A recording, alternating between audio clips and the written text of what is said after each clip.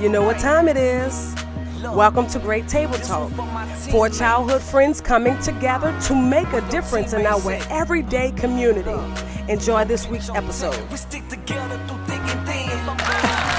Welcome to Great Table Talk, everyone. It's your girl, Cash. Hey, it's Ree. And it's Brandon. Oh, he's finally on cue. Look at B. Well, we're going to open up today not with a hot topic, but we're going to start off with a Twitter topic. All right, so the tweet of the day reads as such. I just wish these pastors would talk to men about being husbands as much as they talk to the women about being wives. What are y'all thoughts on that? Ew. No, I'm gonna let the brother lead. Go ahead. What are your thoughts on it? I mean, women questions, like who's giving the message? Like we can never get confused in the fact that whoever gives the message has their own slanted bias. You get, I mean, a male can be objective, but a male's still going to be a male at the end of the day. His prime objective is not really men. Like we don't really think about men during the course of the day.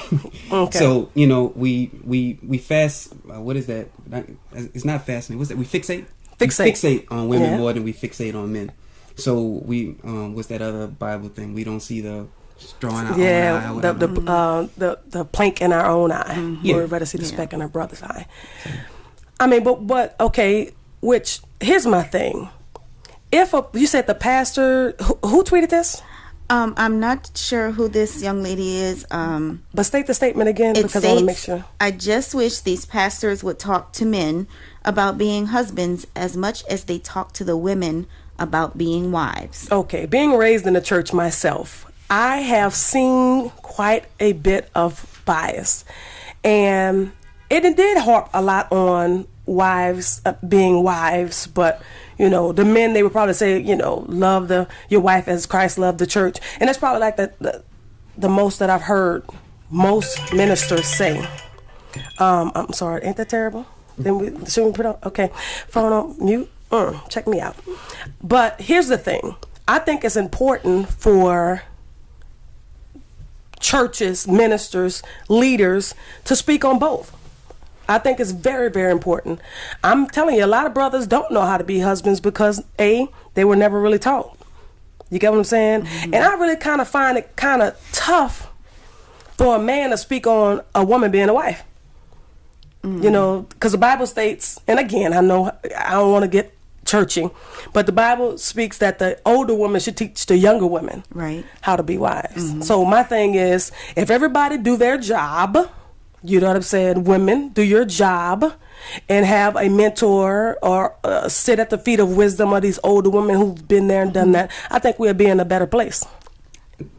I agree with that. I think a lot of times we don't have that wisdom that we sit under. Mm-hmm. I was watching an episode of The Cosby Show with my husband, and the episode was about Sandra and Elvin were having a fight about some subject. I can't remember exactly what it was, but basically Elvin ended up sitting in the kitchen with Dr. Huxtable, and Sandra went into the living room with Claire, and they both gave each of them advice and understanding about how to work out their issues. Mm-hmm. And I think a lot of times we don't have that. I know as far as my church, I do see that we do have that. We have men's ministry, women's ministry, couples marriage ministry. We have that, but it's not out there as much as it should be. Right. And I think that is what's needed, that guidance. Oh, he's itching over there. Oh, go ahead, brother, because you itching. Itching for a scratch. For me, I mean, I want us to see, like, if we can look at the tweet and we see it that way. I'll give you another way to look at the tweet. Like, the tweet kind of outlines the thing that's right in front of our face. Like, the Bible and even the church itself, like, it's a male-dominated society. It's a male-dominated profession. And even the Bible itself is pretty much male-dominated because it's going to teach women to be submissive in the first place. There's no real equality in it. So, I mean, she's tweeting about it, but, it's not the way it's ever going to play. And it's the reason I think women got into the ministry in the first place and where it was such a firestorm when it first happened, because women did want more of a message that catered more towards the things that they felt were important and needed to be addressed. And, until there's more of that or balance in that, I mean, it's going to be a lot of people dissatisfied, but that's going to come down to the pastor and I guess the church you support. Okay. Which kind of leads us to the main topic of today's podcast. Now, this might get heated, folks, but I want you to know it's all in love. Am I my brother's keeper? And I kind of want to dedicate this episode to the fellas out there. I mean, we can talk so much about women, but I want to dedicate this particular episode to the fellas. So, fellas, I love you, but here it goes. What happened, or let me just even go on your personal life for a second. Tell me and I'm not talking about your personal life as far as I'm not digging like that. No, no. Cherie, sir? No. No, not talking to me. I want to know what happened to us being our brother's keeper in the aspect of holding each other accountable. And I'm going to tell you why I personally get this from. I look on social media at times, and even when I am around, the fellas out there in those streets, I see a lot of fellas like to hang together. We like to, even with the YBS brand, you have a lot of men backing you all. And it's a beautiful thing. I love to see when everyone comes together to support a cause, right? Yeah. But in that same token, what happened to the community of brothers that if they see something, if they hear something along with their fellow brothers, and I'm talking about brothers that you are close to, that you hang out with often, that you call your family, what happened to that accountability? Well, I mean, to start kind of closer to the beginning of what you were saying, the real answer to that question is that friendships aren't what they used to be. Mm-hmm. Like we used to talk about how it used to be back in the day, but the fact of the matter with most is that you were together. Like we live in a time right now to where we don't really value together time or being around each other as much because you figure like, well, I can catch up with them on social media or I'll see them next week and things like that.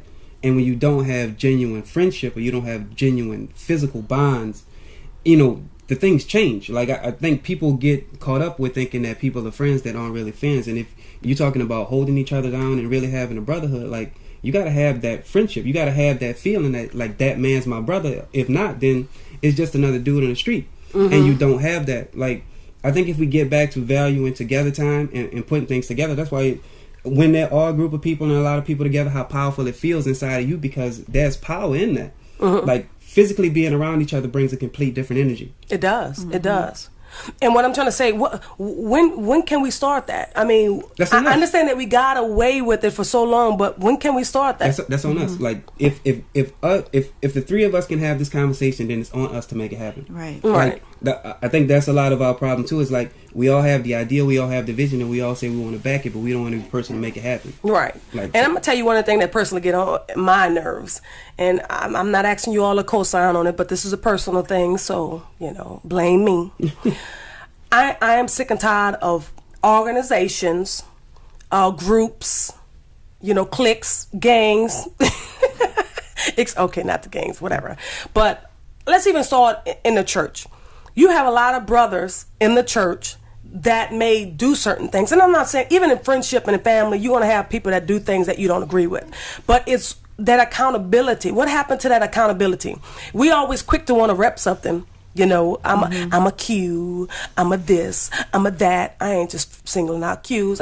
I'm not really trying to be politically correct. I'm talking about organizations. I don't care. I'm a deacon, a head deacon on a board. I'm on the board of the church or whatever. We don't always want to rep who is our friends and name drop and be in these organizations. But at the end of the day, you can know your brother is not doing right. And you're not calling it to his attention. Because keep in mind, the brothers, we women depend on y'all to kind of have some order. It's the strength of a man is a beautiful thing. Well, that's an understanding the word of brother or sister. If I see my sister doing something or saying something that isn't, in line with who she is or who my brother is, as the sister, I'm supposed to say something to them out of love, and I would want that to come back to me. And what happened to that? What happened to accountability? I mean, you got people right now who love to say, "Oh, my queen," be on Facebook, "Oh, my queen this and my queen," and this is no shade, because you should rep your queen. I don't personally believe in Facebook love, but that's a personal thing. That's not here nor there. That's another episode. That's another. Like I'm hating, like. But I'm just. What I'm saying is, you want to rep it, but then all your homeboys know you cheating on your wife. That's some BS. Again, you get what I'm saying? It's not real. Like even with like the social media age has allowed people to create facades. Like before, you had to be you because people physically saw you all the time. Like yes.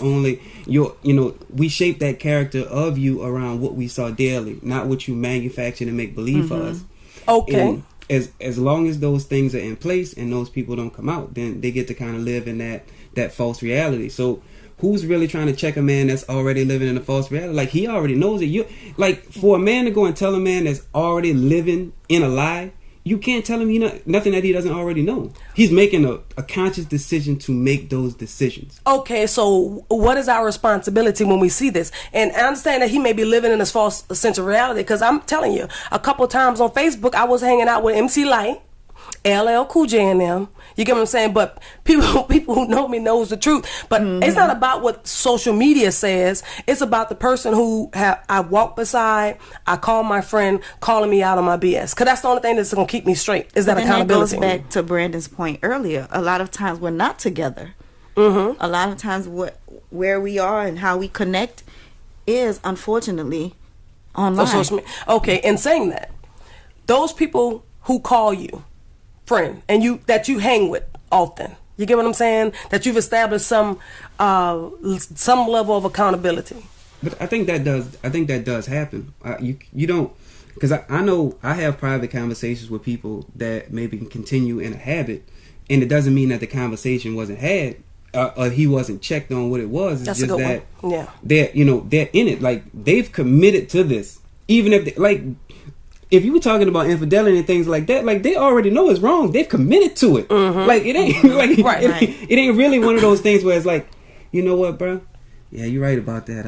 I probably shouldn't have been doing that for the last 9 months, 10 months. Okay, it's a dedication that we're not taking. We can't take for granted. Like, this person's been consciously doing this over and over and over. It's like waking up at 6 o'clock. Just because you off don't mean you're not gonna wake up at 6. Okay, well, I'm glad that you said that, because again, if that continues to happen, is that person really, even if you called it out on that person, this is my thing. Then you got to be that person that's like, look, bro, I don't like the way you carrying yourself. I don't like the way you doing, and all I can do is remove myself from you, because you're obviously committing yourself to an activity that doesn't sit right with me. There you go. And that's what I'm trying to say. We, as a people, we have to do better with holding our friends accountable. And not only that, if they don't want to be accountable after a certain amount of time, you have to remove yourself. That's true. I think that's the hardest thing, because sometimes, and it even goes on in relationships. Sometimes, and I'm going to even talk about the ladies for a minute. If a man has proven to you who he is time and time and time and time again, I can assure you he's not going to change, because you never change. Right. You get what I'm saying? So if you decide to make a change and begin to drastically remove yourself from the situation, and I say drastically in the aspect of putting some feet to your fate, not in the aspect of, I'm gonna jump across this table and all this other stuff gonna happen and then everybody gonna, no, not that. But you have to remove yourself. Sometimes you have to make a stand for something. Absolutely. It comes down to that, because I'm saying something else that we miss is that a lot of times in situations like that, everybody in the situation already knows. Right. They feel worse that now they realize that Right.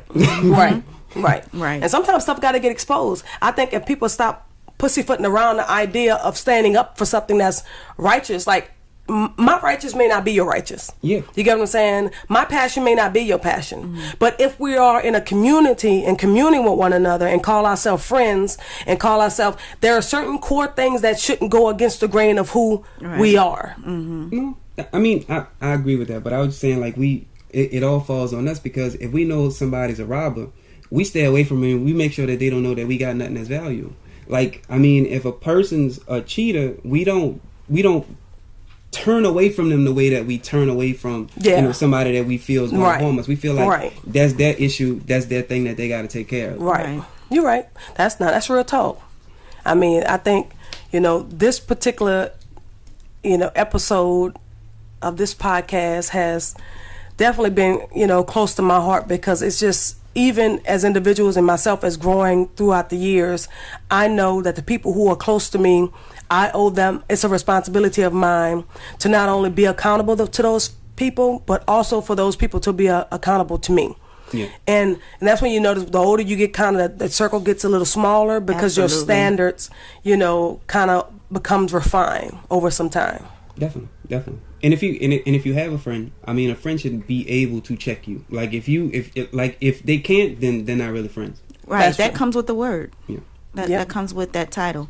If you're my friend, if I'm your friend, we should be able to have that conversation Right. and still, you know, move from it and grow. Yeah. Oh, and for y'all sisters, I'm gonna give another one. If you are not going about regularly uplifting your sister, don't continue to come to her every time there's something negative going on in her life. Like, if you're not around to applaud her for the things that There you she's go. doing That's right, good. don't always come around and tell her about what's negative, or if you saw her man doing this, because that makes the message, that kind of shoots the messenger right there. It's like, because you'll never applaud me when I got good things going Yeah, on, but you constantly want to tell me right. about the bad things that You Right. have to question people that always, you know, if you express that you're sad or hurt about something, they're quick to run to you and want to help. But then when you have something great going on for yourself, they are nowhere to be found. Yeah. They're Yeah. not clapping for you. They're not mentioning good you one. at all. That's a good but one. that is something that you definitely need to question. That's right, because you brought that out when you say refining your friends. Like, that's Yeah. what I think is refining friends. Like, people should support you in all aspects, and that makes their word more valuable to me. Like, I want people that are there for everything. That's And right. that doesn't mean you throw them away. They just kind I of mean- shift Yeah, to what a their segmented, their segmented purpose in your right. life, you know, is. Right. And that's really good. I mean, that's so important. So that's powerful. Refine your friends. Yeah, refine your friends. Yeah. Definitely. It seemed like I've learned a lot of things in my 30s. Of course, this is like the standard. That I wish I knew in my 20s. You get what I'm saying? Just about friends and consequences in general. And that's one of the things that even with our kids, I'm shifting to the kids for a second. As parents, it's our responsibility to hold them accountable. I think a lot of times, parents, because we're afraid of our kids kind of bumping, hurting themselves or having missed opportunities, we kind of stand up and save them when they don't learn a lesson. You know what I'm saying? Now, I'm not saying that you have to, some kids you don't have to allow them to fall and hurt themselves, you know, but it's important. Like me, I'm that parent that if there's something overall that you need to be taught, I have learned the patience of allowing you to go through that. I will teach. Now, keep in mind, I tell my kids stuff before it happens often. And it's not that I'm speaking negative into their lives. It's saying that these actions that you're performing, if you continue it, this is going to happen. So when that thing happen, I can't, you know, I'm not going to try to fuss at a teacher or try to get upset at authority that caused this thing to happen. But you need to learn from this. And most of the times they learn before the consequence, but there have been a few times that they had to learn after, you know, the consequence. You get what I'm saying? I mean, so it goes in. If you practice this, being accountable and holding people accountable in your life, you'll notice that within your family, with your children, with your husband, your wife, with your friends, you'll be well on your way. Anyone has any final things? Sure. Yeah. Well, I mean, I'm all for that, and I think that's the most important thing that we don't probably do enough of, because I think that all stems from us being more self-aware of us. Like you say, you learn so much from your 20s to your 30s is because you actually start to focus on the things that are important. You don't think about a lot of things that are really important in your 20s. You're just kind of, you know, living and going through it. And that's how our kids are. And I think that's how I rationalize with my kids all the time, is that I figure if I can teach them to want to learn, you know, their rights from wrongs, or even just kind of make them more conscious of what's important, that's how they'll police themselves in the future. Because I'm kind of scary that is, like, I'm always telling my kids I'm not going to always be here. So I need to teach you how to teach yourself, how to kind of correct your mistakes as you go, and the things that you'll see along the way that are kind of like warning signs, like, yeah, don't go that way, Right. you know, go this way. All right.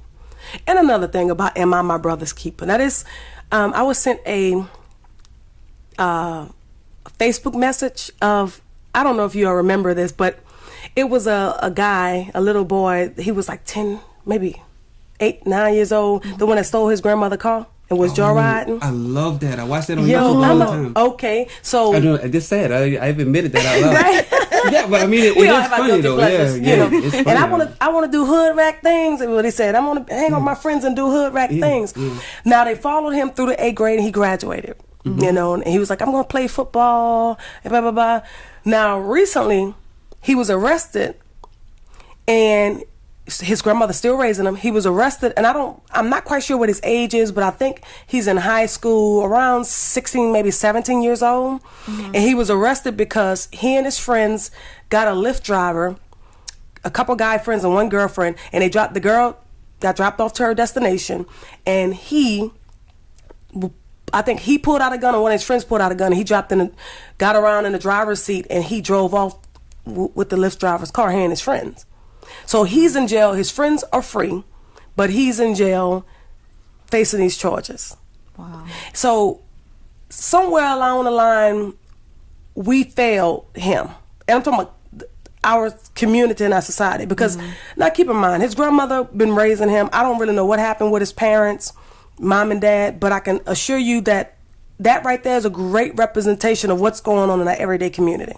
Sometimes when we get into trouble, and sometimes when we miss it as youth, who is going to take that responsibility? It's our responsibility to take on that kid. And there's so many children out there without a father figure, but yet these churches are full with these deacons. You know, these organizations are full with and we like to go out for photo ops and, I gave back, and I gave this one. I took him take a picture. I gave him $5. But I'm talking about it. Now it is exhausting to mentor a kid when they don't think that they even qualify. It is exhausting. It's exhausting to have a teenager as a child. Nonetheless, 2 or 3 of them at one time. It's exhausting. It's a thankless job, but it is our responsibility that we don't allow our children to be labeled. And I think that boy, if he would have had stronger male role models in his life, that he would have been more of a success. And I sure hope that the courts don't throw the book at him based off of that hood rat video. That was cute and funny when he was 8, 9 years old. But we see, fast forward, and he's 16, 17 years old, and now he's in jail for real. And that's why, because most people looked at it as cute and funny. Right. And, upheld that. Right. And then don't get me wrong, I have my fair share of, I like a little, buffoonery. We all do. But I'm just talking about in our everyday community, there's a boy that's 5, 6 years old that is doing some things, and no one ever came alongside him to tell him, you know what, you're better than that. You know what, I got you. And women, we can't necessarily do that. Even though we try, we can't. You get what I'm saying? We can't touch that part of a young man to let him know how valued he is. No, I mean, no, because the mistakes were made at the parents. That's we talk about like our community problem. Like, that's our community problem. We have too many people being parents that don't really want to be parents. They filled out for the job, but they are no-show, Right. For the duration of it. And until we fix that problem, like, we're going to continue to deal with stuff like that. But our responsibility, like, if you want to look at it as a way for how do I affect change and make his situation better, even though I don't know him, I don't know his parents, I don't know nothing. It's, beginning to, like we say, filter our friends, like, filter the things that we focus on. Like, even like saying, I shouldn't even have watched it like that, because like, we got to start shutting stuff like that down. Like, if the girls fighting come across Facebook, like, look, I'm just gonna go ahead. I'm gonna make sure that it don't get 15,000 views. Right. You know what I'm saying? Like, that's how you affect it, because kids do what's considered socially cool. Period. Right. It was like that when we were kids. It's gonna be like that until they put us in the ground. Right. So until we start dictating what's socially cool, we're going to continue to deal with things like that. And see, my views are kind of a little bit different, meaning, now I haven't seen a fight come across my timeline in quite some time. You can find your friend list. But yeah, I know. Right. But in saying that, there's sometimes that my daughter came home and showed me what they airdropped at school about a fight or whatever. And I'm like, man, is this really going on? But I don't necessarily mind watching it because I need to be on guard for what's out there, that if I see something that show any remnant of that personality trait in these young ladies or young men, I can call it out for what it is. Because I think a lot of us, sometimes the older that we get, we need not be so refined that we're afraid to get dirty no good to anyone else. That's right. Yeah. So I mean, it is great to kind of, I'm the one, because there was a certain point in my life when I was growing up, people counted me out. So I am more conscious of looking at someone whose situation was bleak and giving them hope. And I'm talking about not hope as in there's something in you, you keep your head up. I'm talking about as far as year after year, month after month, day after day, that I've broken down and I invited people into my house, that I've had conversations, and we're going to have a conversation with some young folks coming up.